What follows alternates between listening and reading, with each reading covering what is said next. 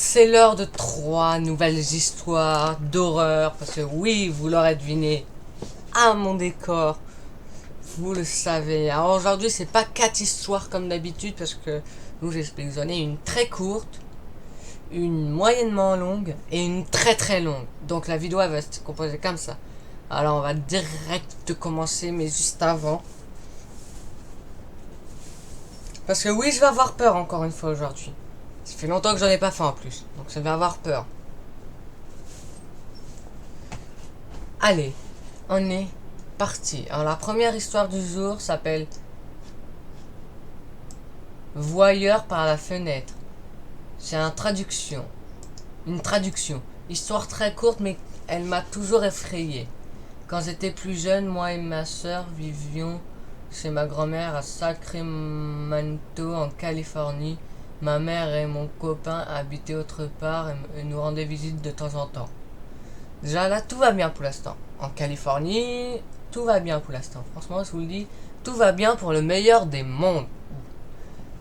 Une des nuits où ils nous ont rendu visite, ils ont apparemment vu quelqu'un se cacher dans les buissons autour de notre maison et qui observait à travers la fenêtre de ma chambre et celle de la chambre de ma soeur. À partir de là, tout va mal. En une phrase, ça va me tuer l'ambiance. Donc à partir de là, tout va mal. Et je commence à avoir peur. Je sais qu'après ce genre de vidéo, vous avez tous regardé vos fenêtres. Voilà, ça y est, je deviens parano. Voilà, ça y est, ça commence. Je commence à devenir parano. Ça y est, ça y est. La paranoïa, je sais plus comment dire ce mot. Ça commence. Vous avez tous regardé votre fenêtre avant de dormir s'il n'y a rien. Et on verra la suite après. Le copain de ma mère l'a poursuivi sur toute la rue, mais l'a perdu et ma mère était restée pour appeler la police. Les policiers ont trouvé cet homme et nous a dit qu'il avait un crochet. Attendez, je recommence. Les policiers ont trouvé cet homme et nous a dit qu'il avait un crochet de viande sur lui. Très effrayant et terrifiant, nous ne rencontrons pas et de nouveaux crochets, capitaine Crochet. Il s'est cru dans Bob l'éponge en fait. Il était dans Bob l'éponge, le mec. Ça fait peur, hein, ça. Je sais pas pourquoi il est arrivé là. Il vient hit one shot, on sait pas pourquoi. Et je vous l'ai dit qu'elle serait très courte. Ça fait même pas 2 minutes que j'ai commencé la vidéo, c'est déjà la fin de l'histoire. Ça fait 3 minutes que j'ai commencé la vidéo, c'est la fin de l'histoire. Deuxième histoire, cette fois-ci s'appelle Une nuit flippante. Bonjour à tous, l'histoire que je vais vous raconter s'est passée il y a 2 ans. Je me suis rendu chez ma copine qui à l'époque était enceinte de mon fils. Je suis venu en train n'ayant pas le permis. Un soir j'avais un peu faim avec le fils de ma compagne qui avait 12 ans. Nous avions mangé McDo. Avant de partir, j'ai vu que je n'avais plus de batterie et ceci va avoir son importance. Déjà, pas de problème là-dessus. Tu vas être père. Par contre, je ne comprends pas, c'est que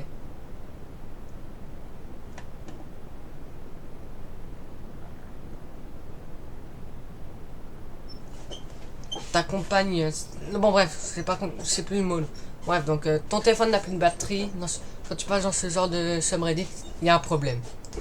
Donc on continue l'histoire.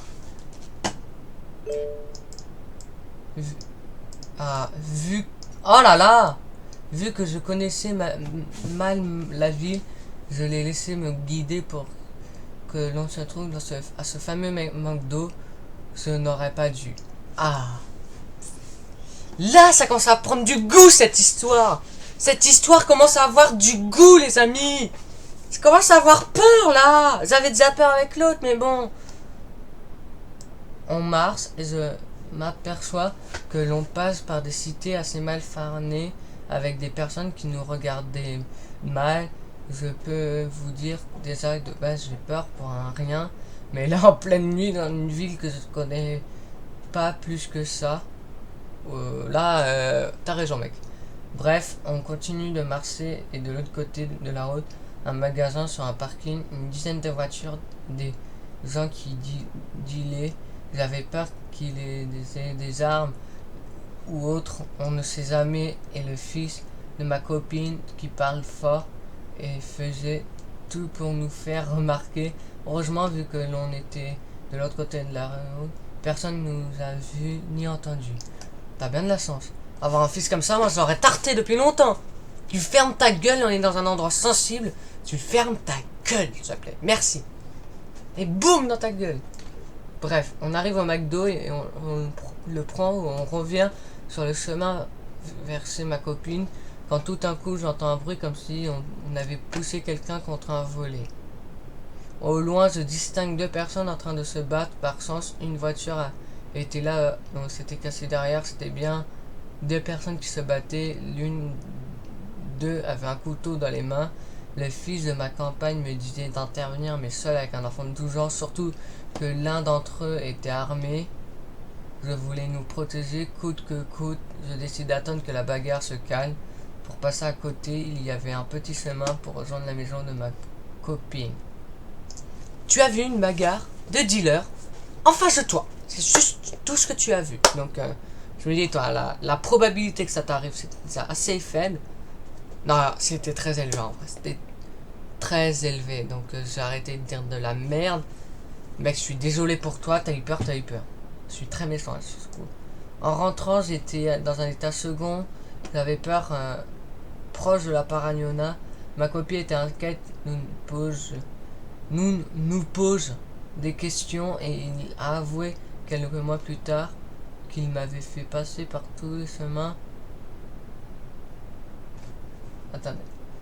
En rentrant, j'étais dans un état second, j'avais peur, proche de la paranoïa. Ma copine est inquiète, nous pose des questions et il a avoué quelques mois plus tard qu'il m'avait fait passer par tous les chemins où ça craigne. Qu'il me détestait depuis le début et qu'il était jaloux de mon fils qui allait naître. Son fils est maintenant placé car on devait protéger notre enfant de lui. Il avait que sa mère s'inquiéterait et que ceci serait sur la santé de notre enfant, mais avec du recul je me pose encore des questions si son but n'étant pas de m'éliminer avec cette histoire. Tu viens d'avoir un fils totalement dingue. Ouais, c'est le mot qu'il faut dire. Ton fils il est totalement stupide. Enfin, le mec il te déteste et donc il veut. J'ai rien à dire. Elle fait peur parce qu'au sens où t'as fait vécu, mais ça fait peur que pour toi, pas pour moi. En tout cas. Donc c'est un peu raté ton objectif. Bon, on passe à la dernière histoire et là, c'est la plus longue. Alors, nombre qui me suit. Bonjour, je m'appelle Dario, j'ai 18 ans. Bonjour Dario, enchanté de faire ta connaissance. Quand l'histoire s'est déroulée, j'avais 9 ans. Toujours, mes histoires ont moins de... C'était durant le début de l'hiver en 2010. T'as 18 ans... Attends, il y a un truc qui va pas. T'as 18 ans... Tu l'as publié à 4 jours, mais c'était en hiver 2010. Bon, pareil, on s'en fiche. Je vivais dans un village suisse en 4e année, ce qui correspond à la 6P. J'ai une année d'avance et ce qui faisait que j'étais le plus jeune de ma classe. Ok, félicitations. Au moment des faits, mon père était parti en travail à l'étranger et ma mère était allée voir ma grand-mère en Espagne, ce qui voulait dire que je n'étais gardé le soir que par ma soeur de 16 ans. Demande une babysitter. Vu que tu es dans cette histoire, la prochaine fois, demande un babysitter. Ce détail a son importance car à cette époque, la relation entre ma mère et ma soeur était tumultueuse et de ce fait, ma mère n'avait pas confiance en ma soeur pour s'occuper de moi-même si elle l'a toujours bien fait. Rapport de mère-fils durant l'adolescence. Je comprends, petit garçon. Mon école possédait une cantine qui servait de garderie l'après-midi pour d'éventuels enfants dont les parents ne pouvaient pas venir les chercher à la fin des cours, qui chez nous était à 15 h à cette époque. Ainsi, ils pouvaient rester à attendre tranquillement. Ah bah c'est gentil. Tant que tu attends pas comme ça, dans le mur, dans le vide. Mais pour l'instant, tu nous fais pas peur. Fais-moi peur. Fais-moi peur. Ce jour-là, je passais donc ma journée tranquillement comme un enfant de 8 ans et à la sonnerie de l'après-midi, je m'apprêtais à sortir par la porte du haut. Ok. Il faut savoir aussi qu'il y avait deux entrées dans mon école. Une entrée nord qui donnait à une petite rue et d'où entraient et sortaient généralement les enfants vivant dans les villages et une entrée sud donnant quant à elle à une accès à une route plus grande où le trafic était plus dense et où les parents devraient obligatoire venir chercher là leur enfant en après-midi pour ceux qui étaient à la cantine. Ouais, donc à ce moment-là, là c'est plus vraiment le contexte qu'on lit. À ce moment-là, donc 15 h. Oh là là, à ce moment-là, donc 15 h, le secrétariat de l'école est venu m'avertir que je ne pouvais pas monter chez mes grands-parents qui vivaient dans le même village que moi, car ils avaient dû descendre en urgence s'occuper de mon arrière-grand-mère. Oh, ça a l'air... Oh non, fais-moi pas pleurer, c'est pas un essai de pas pleurer, c'est un essai de pas avoir peur. C'est une histoire des histoires d'horreur. Et que, étant donné que ma soeur terminait plus tard les cours, il était conseillé que je reste à la cantine le temps que celle-ci se termine. Ok. Bien entendu, ma mère fut parvenue de ça et recommanda fortement que je reste, ne voulant pas que je sois seul chez moi. Je passais donc l'après-midi là-bas. Et bah ouais, mon pauvre garçon. À partir de 17h15, voyant que ma soeur n'était toujours pas venue me chercher, je commençais à en avoir marre des jeux. Je suis allé raconter au surveillant que ma soeur venait toujours me chercher vers la porte nord. Pour quelconque raison, ils m'ont cru et n'ont pas cherché à vérifier ce que je disais. J'ai pu donc partir de la cantine pour ainsi sortir de l'école. Tu passes dans ce subreddit, t'as fait une sale erreur, mon gars. La pire erreur que t'as pu faire. Ce qu'il faut savoir, à 17 h en hiver, le ciel est déjà suffisamment sombre pour qu'on ne fasse pas attention à ce qui nous entoure. Il a pas totalement tort.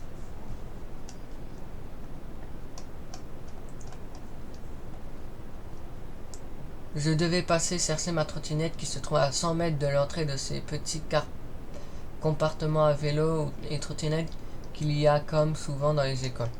Je sais pas parce que moi quand je vis une silhouette d'un homme qui tenait à côté.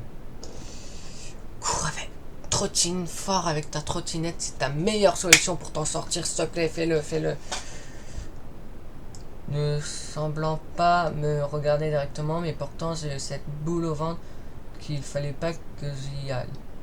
J'ai pas osé m'approcher, alors je me suis directement dirigé sur le chemin qui allait jusqu'à chez moi et qui par sens était opposé à la position de cet homme. T'as eu de la chance, mec, mais ton histoire est loin d'être finie, du coup t'as pas de chance, mec. Je marchais à peine 3 minutes quand j'ai entendu au loin des frottements de pas sur le sol. Je regardais à peine derrière moi, voir que la cellule me suivait au loin. T'appelles les flics. Si t'as pas de téléphone, tu te démerdes. Sur le moment, je me posais plus de questions. Je venais de déménager depuis pas longtemps. Je connaissais pas forcément tout mon village, encore moins quand on a 9 ans. Et je me disais que la personne devait aller dans la même direction que moi. Oh bah comme par hasard, tiens, il va dans la même direction que toi.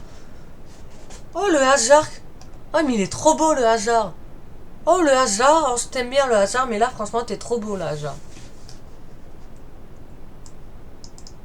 Sauf qu'à partir de 200 mètres plus loin, j'entendis les pas se rapprocher un peu plus, suffisamment pour entendre la personne se mettre à siffler derrière moi ces sortes de petites mélodies innocentes, mais plus malsaines qu'autre chose. Sur le coup, je n'ai même pas réfléchi plus, c'est comme si mes jambes elles-mêmes s'étaient mises à courir. Je courais aussi vite que je pouvais, voyant au coin de l'œil que l'homme semblait presser le pas. Je courus avant de me diriger dans un croisement à continuer à côté de la route avant de donner sur l'étendue où ma maison celle de l'autre côté. Et l'autre chemin lui passait par un petit bosquet où se trouvait un pont surplombant une rivière et donna jusqu'à chez moi, mais où c'était plus compliqué de voir où j'habitais. Ok, bon, T'es intelligent.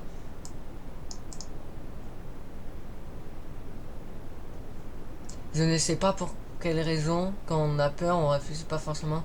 Je suis passé sur le chemin du bosquet car je pensais que l'homme qui me suivait avait moins de chances de trouver ma maison s'il se passait par là.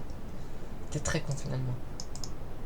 Je continuais donc de courir en passant par le pont.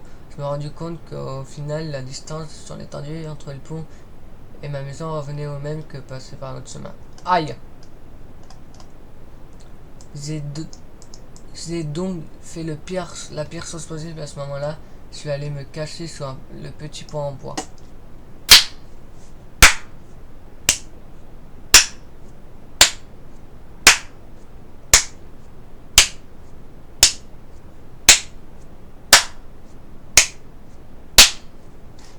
Bonne idée! Le temps que je descende les pierres et que je me mette bien dessous, j'ai entendu la personne arriver s'arrêter sur le pont, comme semblant me chercher. C'est par là. J'étais là juste en dessous, une main sur la bouche, car je n'arrivais pas à respirer par le nez tellement j'avais couru et j'attendis, cachant ainsi mon essoufflement. J'attendis ce que me semblait être une éternité, seulement accompagnée du bruit de la rivière et de la respiration saccadée de l'homme qui était au-dessus, quand soudain j'entendais des pas comme s'éloignant, sauf qu'à ce moment j'avais compris que c'était pas une farce tritis, étant donné que je faisais les mêmes à ma mère, et comme d'autres, comme vous j'aurais fait au même âge. Je suis donc rentré encore un moment sur le pont, la luminosité ayant complètement disparu, et au bout d'un court instant, j'ai entendu qu'il partait pour ce qui semblait être vrai. Alors je suis sorti à toute vitesse, j'ai couru un énorme sprint et je suis arrivé devant la porte d'entrée par coïncidence au même moment que ma soeur est rentrée. Donc ça se trouve c'est ta soeur qui t'a fait une sale blague. J'ai énormément pleuré en rentrant et elle m'a fait un chocolat chaud pour me réconforter. La soirée s'est passée tranquillement et on a appelé mes parents pour les avertir. Ils semblaient pas me croire en me disant c'est une petite frayeur que je me faisais trop de filles. Peut-être, enfin, oh là là! Enfin vint le moment d'aller se coucher. Après tous ces événements, je suis donc monté dans ma chambre sans forcément mettre la lumière car j'avais mal à la tête à force d'avoir couru. T'as bien raison. Je vis de ma fenêtre une silhouette en contrebas au niveau du pont. J'ai juste éclairé par les lampadaires adjacents sans que cette dernière ne bouge. Donc le mec il allait jusqu'à chez toi carrément.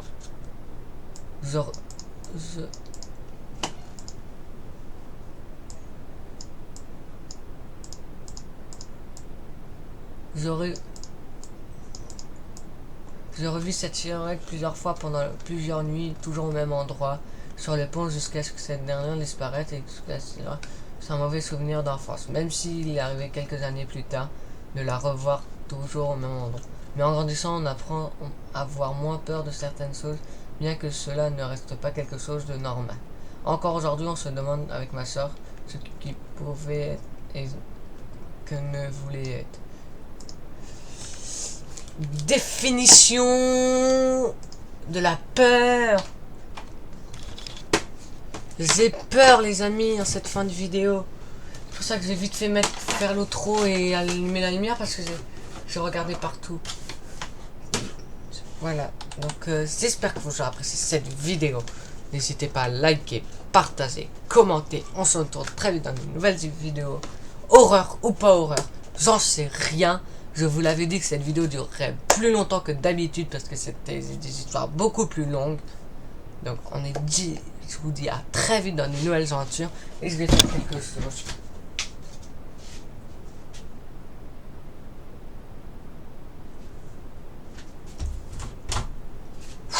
Ça annonce la fin de cette vidéo les amis. À bientôt.